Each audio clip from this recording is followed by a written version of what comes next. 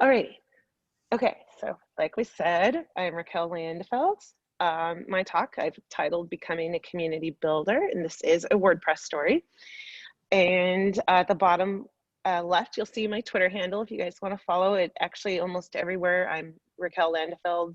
I've mashed it up to have just one L, and I'd love to interact with people all the time. So feel free to connect with me. And let's see, there we go. Okay, so we're going to take it all the way back to 2010. So 2010, I cannot believe that was literally now 11 years ago. That's just insanity to me. My identities were wife and mom. That's what I was in 2010. And those were great identities. There's nothing wrong with those identities. And it's just, I kind of got to this point in my life where both of those identities were contingent on other humans. So if those humans were gone for any tragic reason, I would no longer be a wife or a mom. And that just kind of hit me that, well, if I'm not those, what am I? And at its core, at Raquel's core, who am I? So it was kind of just where I was and just at a place where I was discovering. This was actually a picture from 2010 in Disneyland in Tarzan's treehouse of me and my kids, and these kids are now giant. So it's quite interesting to see this photo.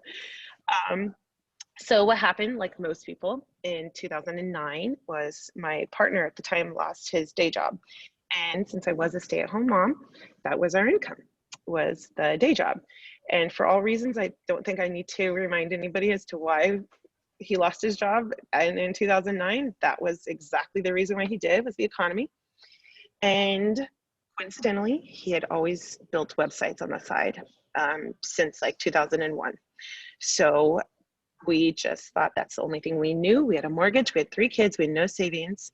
Thankfully, we had no debt, but we had to do something. And that seemed like the better option than for him, the thought of going to work for Home Depot. Or for me, my kids were still little and they weren't all in school yet. So that's what he did.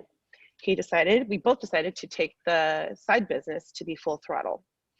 So we ended up hiring a business coach. Didn't know what else to do, but just thought we're going to hack this. We're going to figure this out. And we hired a business coach. The business coach decided that, well, highly, highly suggested. We decided that I went through the process with my partner at the time. His advice was that we both needed to be on the same page no matter what, that I didn't have to do the business with him, but we both needed to be on the same page. So I decided to do the process with him. And through that 12-week process, it was from the tail end of 2009 and then to the beginning of 2010. January 1, 2010 is when we officially launched the business. And I found myself a co-founder of a WordPress agency at the time. And we just build sites, basically B2B. There was a lot of just, we'll do that, sure, we'll do that. You know, maybe a lot of you guys can relate to that, but that's what we did. And it started off as this whole like, okay, I'm on the same page. And then it started to do this whole like action steps. And okay, Raquel's going to take an action step. And then I found myself actually, and I call myself an accidental entrepreneur. And we began that process. So my identity at the time, still very much wife and mom. But at this point, just like, okay, we're exploring something else. And it's kind of interesting because as soon as literally January 1 started, there was 0 income coming in other than this new business. And we always paid our bills and it never, ever looked back. Or I'm sure you guys know how that goes. Entrepreneurial journeys that way. So fast forward a little bit to 2012. Up to that point, I had figured a little bit out about myself some more. I went back to school, never finished. And so the kids started, all 3 of them were actually in grade school. So that gives somebody some time, especially when they've been home with them all day. 6 hours and having no kids at home is a big, huge deal. So I figured out some of that. I went back to school and actually had this love for photography at the time and thought I was going to be a photographer. And my partner at the time was doing a lot of the biz dev, and he started just going to conferences, and he discovered camps. During that process a while back, he had already discovered WordPress and really liked WordPress. And I was just like, sure, whatever we're doing, I'm here. And so he started going to WordCamps early on, and I didn't. I was home with the kids and was very happy to do that. And then one day he decided that I should go too and wanted me to go. So I decided to go with. So my first WordCamp was actually WordCamp San Diego 2012. And I didn't even go to the camp itself because I was like, I'm in over my head. I don't know what I'm doing. I don't know these people. So I actually went to the after party. That was the very first thing I did. There was a lot of OG WordPress people known there. So actually, I think Matt Mullenweg was at that camp too that year in 2012. I didn't see him at the after party, but he was there. Andrew Norcross, I think he's a very well-known name. He was there. He did a presentation, and there was definitely a lot of like early on local and national names in the WordPress world. So going there and not even knowing this, to this after party, I was just completely taken back. I honestly was kind of in shock because for the first time in my life, I was surrounded by people I did not know who were genuinely interested in me. And it did not feel like they were interested in me for agendas. It felt like they were interested in me because I was a human, and they were in this incredibly inclusive community and just wanted to get to know me.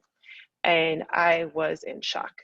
I was used to kind of more of like a high school community where it's kind of who's who, you know, like, and also some other communities I've been a part of, which could be pretty political. Like I was very involved with my church at the time, and very much like the who's who, who's the rock star, who's not the rock star, you know, and kind of posturing, things like that.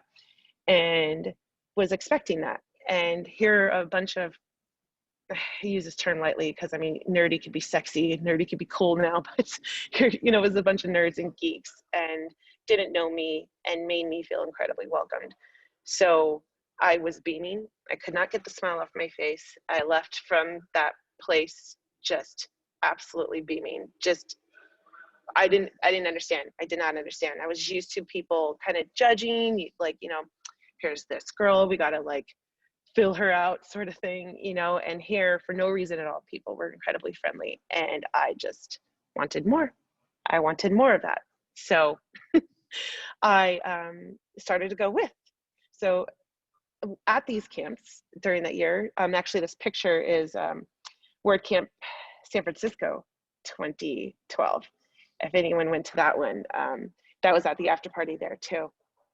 But as I was going to these WordCamps, I was still my partner's wife. So that was my identity still. So I would be introduced as, oh, this is my wife. And so then that was, oh, you're so-and-so's wife. That was my identity. And at the time I was totally cool with it. It was like, yeah, this is cool. I'm getting to know this community. I'm getting to know this powerful community around a piece of software that didn't make any sense as to why it was this, you know, this kind of social movement that was just incredibly inclusive. So I was just falling in love and perfectly fine to be whatever the heck people wanted to call me. So yeah, so we just both found ways now that the kids were older, and we just started going to all these conferences.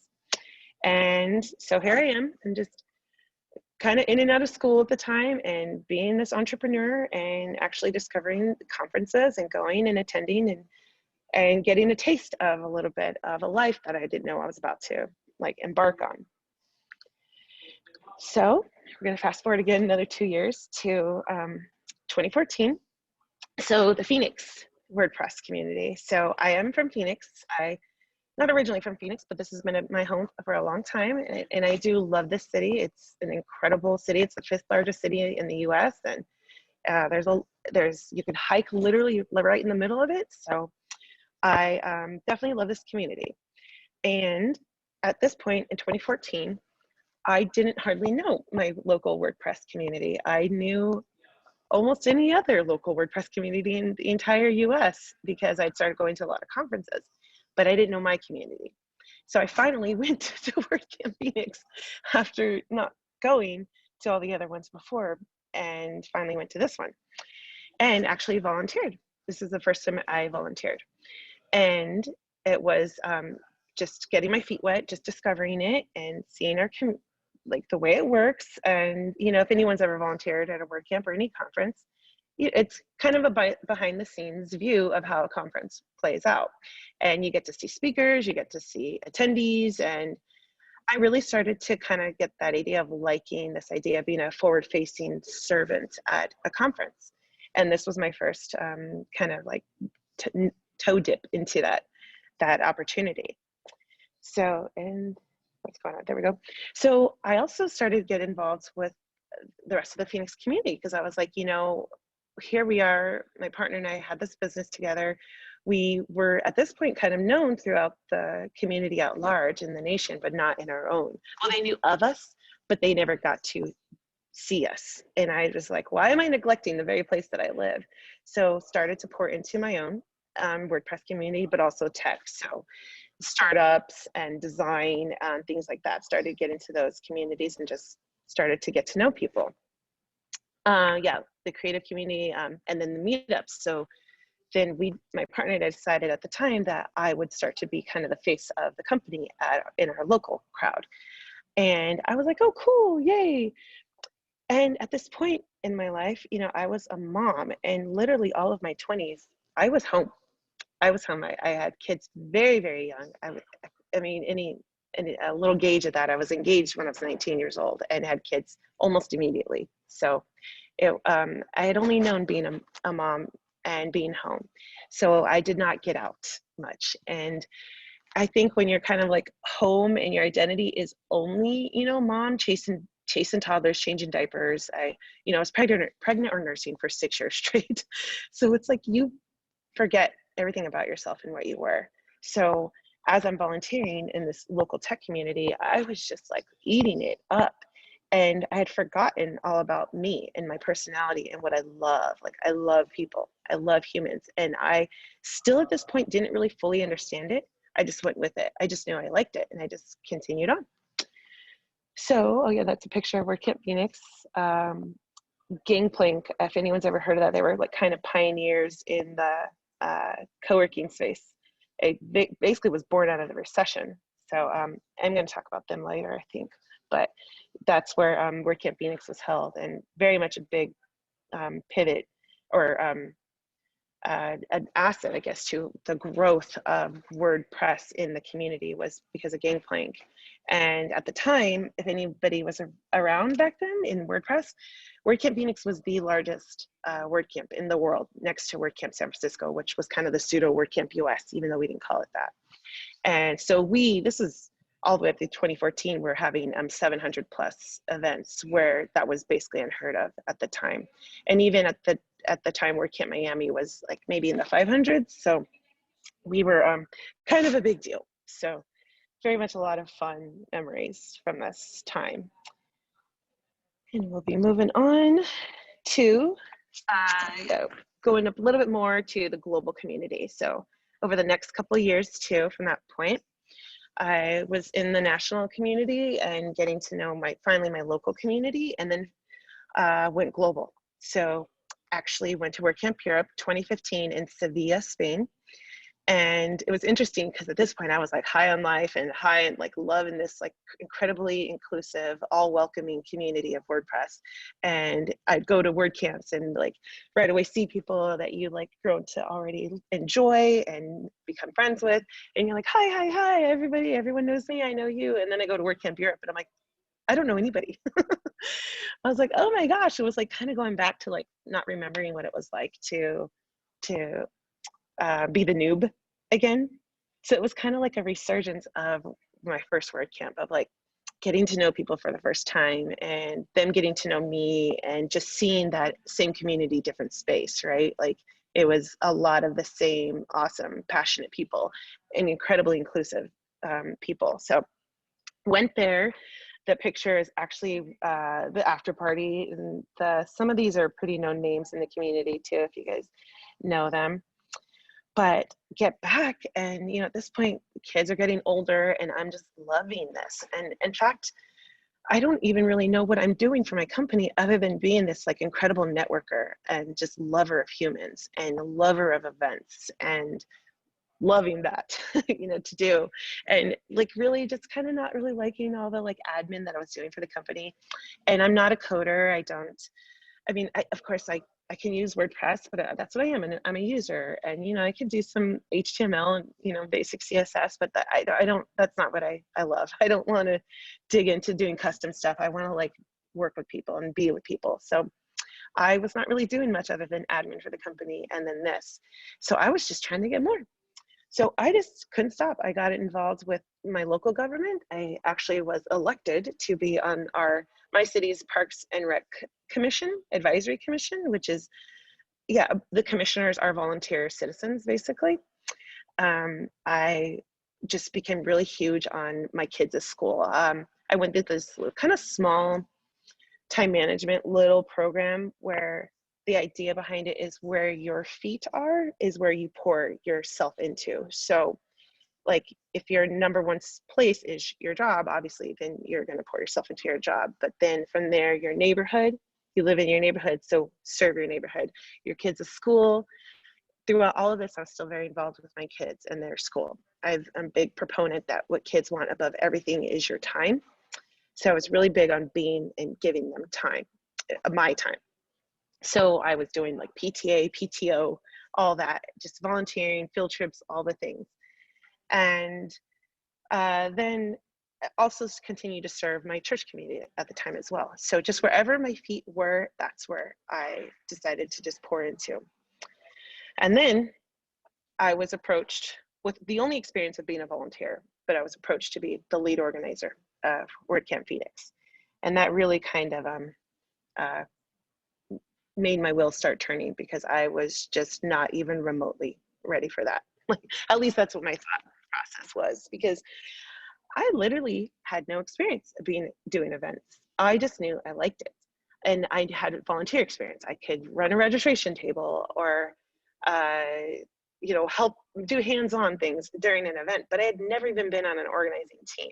So at first I kind of said, sure, but then life was just going nuts and I decided, no, this wasn't going to work. So I actually backed out, but it kind of planted a seed in me, and I knew I wanted to, but didn't just yet. So just continued to do the things that I was knowing to do of letting someone in, of just volunteering for WordCamps and going to WordCamps, and then also just being super, super involved with my local community, my neighborhood, essentially, and the schools and my church at the time. On this picture, there's me getting sworn in to be a commissioner for the Parks and Rec Advisory. And then the group, or the picture to the right is like, yeah, like PTA moms. I'm like, it's so funny when I look back, because it's not even my world anymore, but very much what I was doing at the time. And it was like prepping me for what I would become. And at this time, I was still very much like, just very, people still referred to me as so-and-so's wife. And I was like, sure, no problem. And I was okay with that. But I didn't know at the time that I was building my own reputation and kind of my own value toward humans. So, yep, moving along. Okay, so this is a little bit of story time, as if this whole thing wasn't a story. So I'm doing my thing, being, you know, so-and-so's wife, and really, really, really loving humans and knowing all that, but not really understanding why, and understanding what I wanted to be when I grew up. And I still say that. I am like the tail end of my 30s, and I still say it when I grow up. But so my Wonder Woman moment, which I collect Wonder Woman. I've collected her since I was 15 years old. So I love her. But I wasn't even there. It was at WooConf. If anyone's ever been to the WooConf, it was 2017, I believe, WooConf 2017.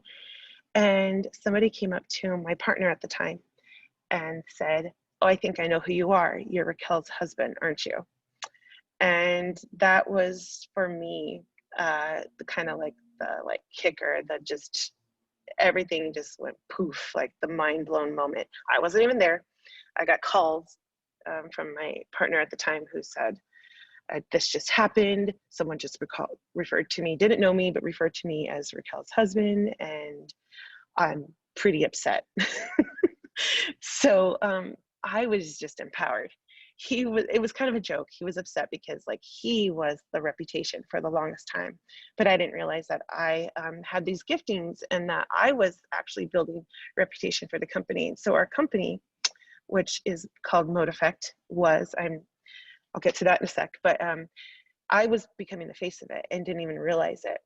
And that was a good thing. And it's not like there had to be only one person, but still, like he didn't live in this world where it was me, it was him. So I just felt like things became clear. I just, for me, I was like, I am something. I'm not just so-and-so's wife. I'm not just a mom. Like, I'm Raquel, and I'm really great with humans, and I'm really great with networking, and I'm really great with events. Where am I taking this? So I then, from that point, I'm actually dove into being the lead organizer. So with no experience with organizing anything, I became a lead organizer of a WordCamp. And of course, if anyone's done that, you get mentorship and things like that. So me and kind of like this, we called ourselves a three-headed dragon. The three of us all together was just like kind of took it and then like grew our team a little bit. And we relaunched WordCamp Phoenix because when I had said no to being the organizer, I ended up, WordCamp Phoenix ended up not happening. So it took a 1.5 year hiatus. And yeah, so, but we figured it out and it was just amazing, like absolutely amazing. Ooh, I went back a little bit. And before I go into the next, actually I'm gonna just stop sharing just for a little bit so you guys can see me. But yeah, I had just embarked on then for the next several years of just planning events, I mean, not even just WordCamps, but other conferences too, and be involved with like Startup Week, if you guys ever been a part of your local Startup Week, or just any conference, and including still PTA things, and was really becoming good at it and really, really enjoyed it. And started to understand what community building was, started to get this idea that community is not just, you know, where you live and that you just, due to proximity, happen to have a neighbor. Like a community, it comes from people. A community comes from relationships. So I'm gonna share again, next screen. So this is actually my quote. But for me, it was community equals people. That's what makes a community. So I was like, you can have the best cities, the best schools, the best tech, but if you don't have people, you don't have community. And that's what I was discovering, was so much of that.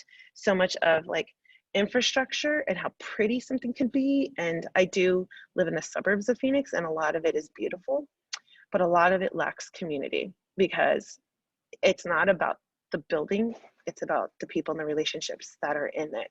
So my desire and joy became pouring into others, into being genuine, into being vulnerable, into being real and honest and all inclusive and welcoming. And it just became this engine, this incredible engine, where I was just like everywhere I went. So not just I was going to serve the, like my neighborhoods and schools or whatever, but that I was going to actually empower humans, and I was going to do it first by being that example through me. And so at this point, I'm still, you know, a partner at my job and my business, but now I'm faced with this like life kind of crisis of what do I do, because this is not really what I am doing this for my company, but my company is not big enough to pay me to do this. And right now I need to do this. Like, this is what I need to do. So I actually ended up exiting that company in a good way. I actually left my old company. They're still alive and going strong. They are now fully a WooCommerce agency. And it was a good breakup and exit, but I did. And then I went a year of wandering around, wondering, what am I going to do? How am I going to get hired? And landed on events, but still could not. Like, I talked to every single major hosting company we know of, and everybody was interested in hiring me, but just because of timing, it never worked out. It was never anybody's fault. It just didn't happen.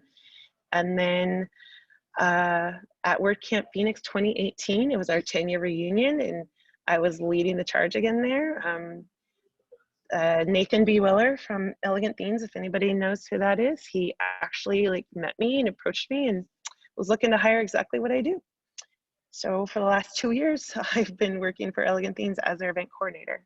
And yeah, it's been an incredible time that I would not have even come to or even discover that I could do this without like this journey through getting to know WordPress, and that it wasn't just this idea that this open source software that's free to use for everybody, but it was an open source like social movement is really what it was, and how it in the that it's free humans. I guess it sounds so funny, but it was this idea that everyone can build relationships with each other and serve each other and give and still be able to benefit from something incredible and even make a living off of. And so even that's exactly how I give back to the open source project that is WordPress, is through the community. That's my contribution. So that's what I'm continuing to do. That's what I do today. My discovery of myself is that well, yes, I'm the event coordinator for Elegant Themes, but I'm an intentional community builder. And I very much use those adjectives purposefully. I am very intense about it. I am very encouraging of people to get real. Anybody I meet, I go deep and vulnerable with, and even in an acquaintance, I'm convinced that these moments that we share amongst humans will always be remembered, and that the more and more that we continue to serve each other that way and to be real with each other, the more and more we build trust, the more and more walls come down, the more and more we aren't dealing with the problems and the social injustice we're seeing today. And it comes from sharing our vulnerabilities. It comes from sharing how we're imperfect. And all of that to me is the biggest part in the foundation of community building. It's not just warm and fuzzy, it's being real and honest and opening up this gateway to provide others to do the same. And often they don't actually do that unless we prove to them that we're there and we're just the same. So I'm intense about that, and I'm intentional. And then also, I'm a traveler. I do love to travel, and something I now get to do and I didn't before, and that very much came through the WordPress community and just even going to conferences and now be intentional about that. In fact, if anyone's ever met Mendel, he used to work for GoDaddy. He started his own little kind of spin-off of these and called Hiking with Geeks, and now it's taken some reiterations, but I went to Iceland and almost everybody there was a WordPresser from around the world, and just discovered a love for traveling that I've always had. I just didn't know, which is buried deep down inside, being covered with being a mom. And then I'm a dancer. I got back into that. I was a dancer growing up as a kid, and then just being an empowered woman, I was like, you know what? I got to this point, was it 3.5 years ago, almost 4, that I was like, I need dance again. And if I don't have dance, someone's gonna die. Either I'm gonna die, you're gonna die, someone's gonna die. So I am back to doing one of my first loves, which is dance. And then full adventure. I love getting outdoors and hiking and doing all sorts of things. And then a life lover. I always say I'm a lover, not a fighter. And I would honestly just like run around life just saying Raquel a lover, but just because of the way that kind of sounds, I'm always like, let's put a little something like life lover. I just love. I love deeply, and I love loving. So that is me. And that is it for the most part. There are definitely, that was an overview, and there are definitely some little things like entrepreneurially between like the business and all that, and things that happened between then and now and all of that. But this is very much a happy just thing to share for me of just how I became who I am, and even professionally. Honestly, truly, because of this WordPress community was the biggest gateway for it, and very much helped me discover who I am and empowered me to just keep going down that path of discovery. So thank you. Wonderful, Raquel. Thank you so much. It was so nice to hear your story, and so interesting. How are you feeling right now with, you know, like you're saying, you know, a community is all these things, but without people, there's not a strong community there. Are you seeing examples in the virtual space of examples of people feeling connected, or good success stories, or I don't know, how is your local community doing, or what are you doing these days? Yeah, so being someone who is an extroverted extrovert, I was very crushed when everything hit, the pandemic and all that.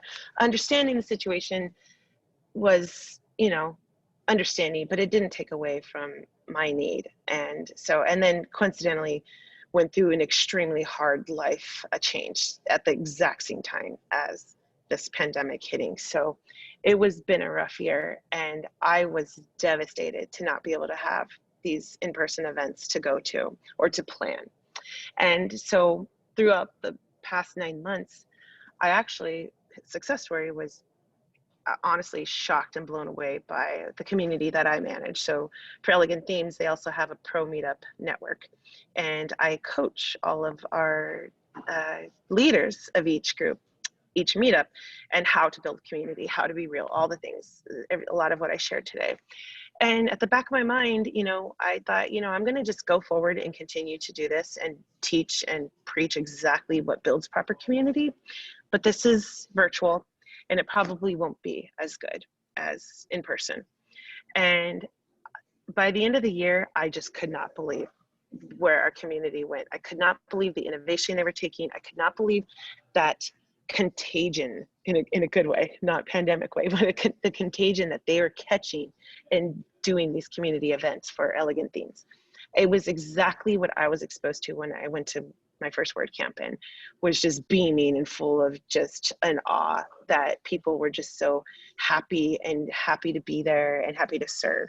And so I saw that happen in this virtual community, and I just couldn't believe it. And I was just like, I mean, almost like the disservice was to myself, because I was a skeptic. I was a skeptic that we couldn't have the same thing that we can have in the virtual world as the IRL world.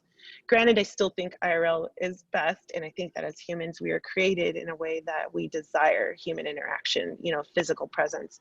But I mean, that is kind of like a lot of like the struggle. So there's been struggle with the virtual aspect and just missing people, missing the coping mechanism that it's been to, that, especially for us in the tech world, when we stare at our screens all day long anyway, and then we get to go to a conference, it's a breath of fresh air, right? It's like we get to see people IRL, where, the idea of staring at your screen all day and then going to a virtual version of what we used to have in person was just, oh man, I couldn't even.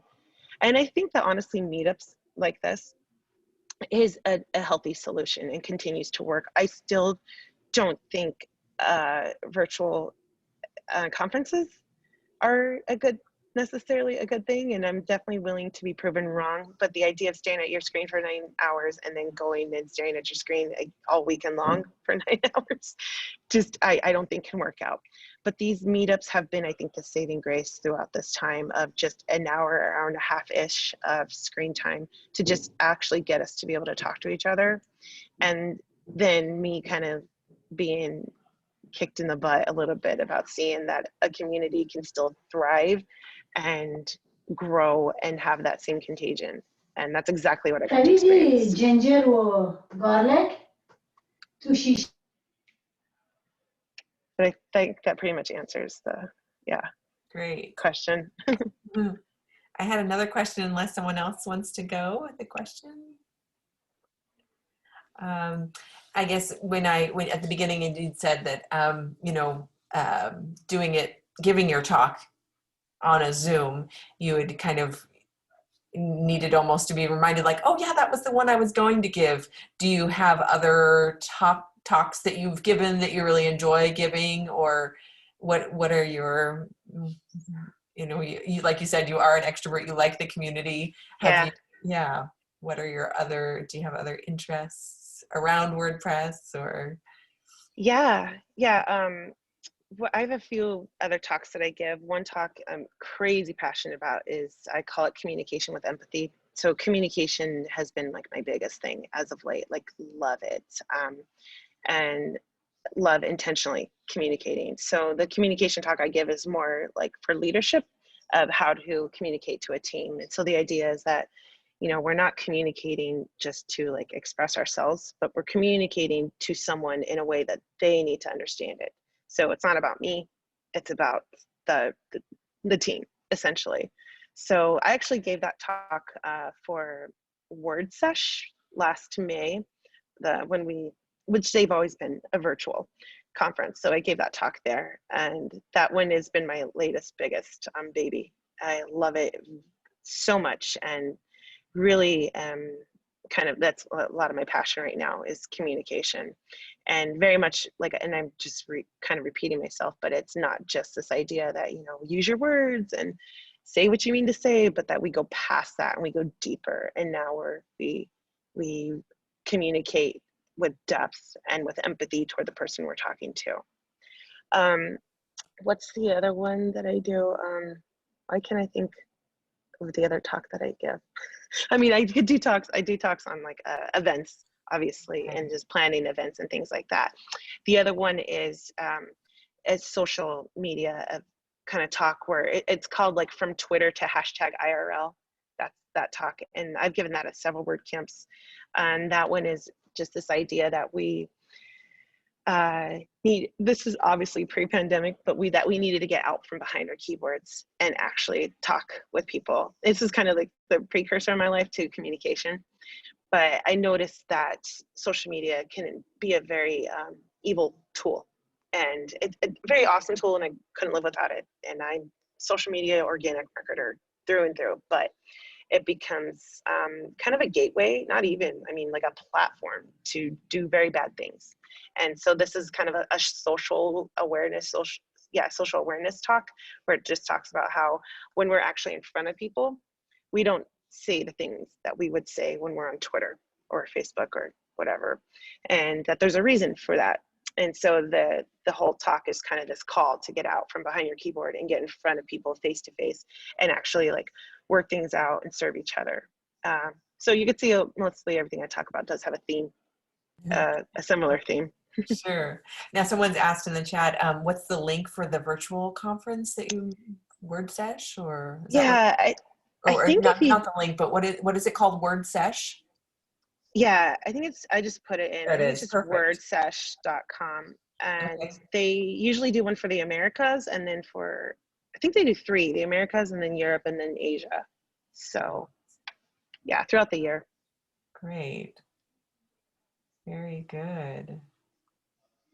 Well, does anyone else have any questions or topics they'd like to discuss? Anyone? I know that there's a lot going on tonight and headlines and things, so people are, we're all so quiet. Yes, we are. I know I kind of gave you guys a curveball. I'm not talking about anything technical. I'm talking about all the things that are hard for people to talk about. But But it's kind of meta. You're saying, you know, community, engagement, connection, and we're a little bit of a quiet group at the moment. it's all Sure, good. sure. So, so Raquel, how has the pandemic changed your style and your interactions? That's hard to say right now. I don't think I've ever cried so much in my life this year. So, I mean, in that sense, the pandemic has affected me. But it also, as if I could love humans even more, because I just really feel like humans are my gift, and that they're my fave. I say that all the time, actually. I probably have it on my profile somewhere of like, humans are my fave. And so it's given me a deeper appreciation but at the same time, I think it's given me an appreciation for the virtual side of things. As much as I remember kicking and screaming at the beginning of all this, the book Ready Player One, if anybody's read it, I was like, I am not going into the oasis. I am not this. Like, I will not go quietly into the night. But like the gift of being able to still see each other and talk with each other and all of that has I would say the pandemic has given me more of an appreciation for this technology, I guess. And we've been kind of privy to it already, being in this world, like how many times did you guys hear these stories now of like teachers and all these people who use Zoom and have never used Zoom before, and we're just cracking up at what they're doing because we're like, we've been doing this for years. But I think we like took advantage, or at least I did, or not took it for granted more so, just not realizing this tool that we have and the beauty of it. And so in a sense, I would say that the pandemic is giving me more appreciation for the virtual side of things, because I was so like in person. It's also, I would say, give me, on that note, more of appreciation for introverts and empathy. And I'm an empath kind of at its core, but I've been a little, I would say, maybe too hard on introverts and me and my like quest to get them out of their comfort zone.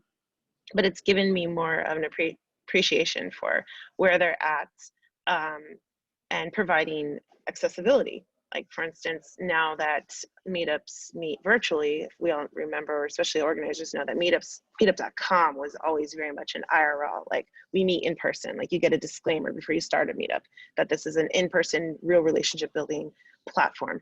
But now that we're all virtual, I've gotten plenty of notes from others that have said, like, you know, I just don't like to leave. Basically, they don't want to leave, and it's a genuine, you know, mental health issue for them, and that they are so appreciative that now we provide a virtual answer to them being able to go and actually participate in a meetup. So for the future, I see that even when, at least for Elegant Themes, when we resume having in-person meetups, that we will like highly encourage everyone to also still provide that virtual element. That way you can still reach those that would otherwise not go because of the IRL. So in summary, I really feel like the pandemic has given me a perspective to not forget that this virtual side and technology is a tool and an asset, and that to use it to serve those that it would help become more accessible to coming to an in-person event. I had a question. Am I unmuted? Sorry, can you hear me? We can hear you. Okay. You're such a relational and connection-focused person, and communications as well.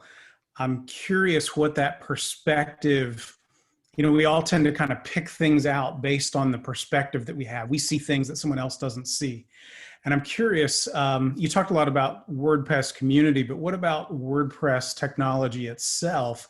Are there things that you've seen in your experience that you feel have inspired or impressed you as far as people connecting and communicating, and how the technology has allowed that to happen through the platform itself?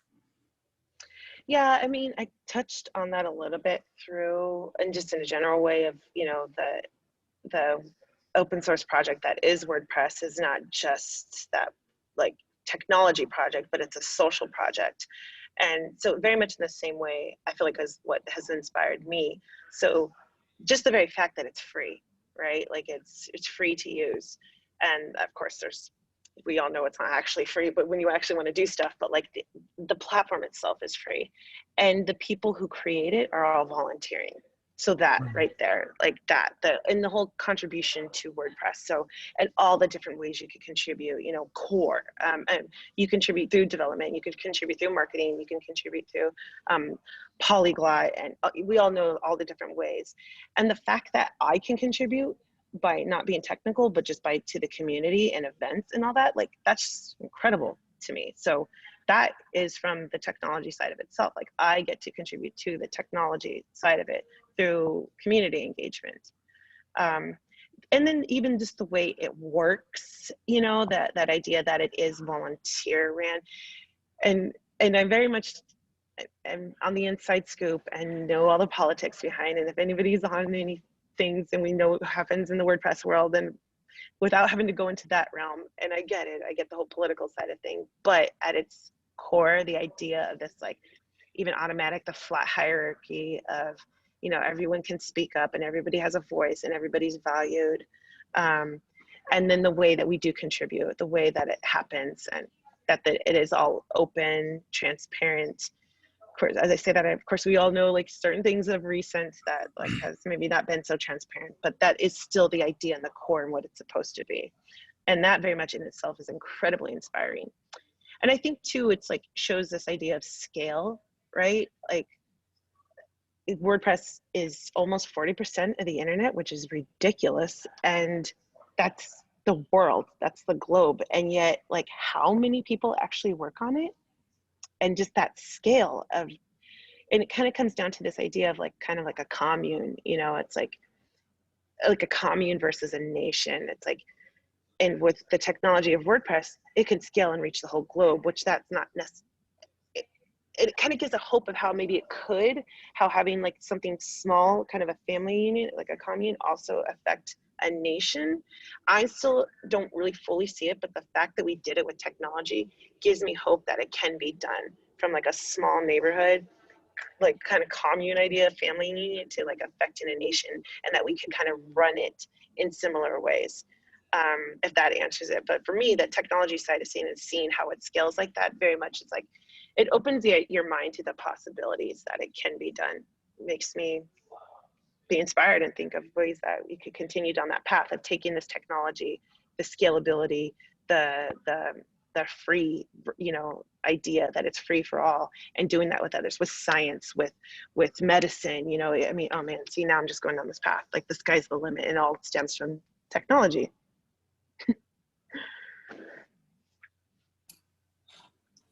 Right, makes sense.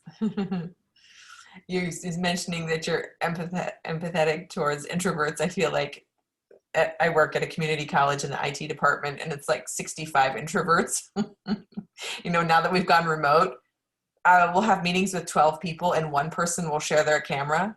You know, it's just like, you know, if people are just pretty, you know, and, you know, it's so nice that what your experience was at WordCamp event or WordPress events, that people were welcoming and were engaging. I mean, I'm making big generalizations that tech people, but at least in my department, we're very, very introverted folks. So, yeah. Yeah. And that was also at after party. So it very much could have been that those that were like not having it were just not at the after party. Sure. Too. Yeah, like someone said in their jammies. Right. Yeah. Oh, and yeah, in meetings, yeah. Well, great. Well, I really enjoyed this, and getting to know about you and your path and your journey is really inspiring to me as a mom and as a woman, and it's awesome. I really enjoyed Yay. that, Raquel. Yeah, I'm glad. Other questions? Let's see.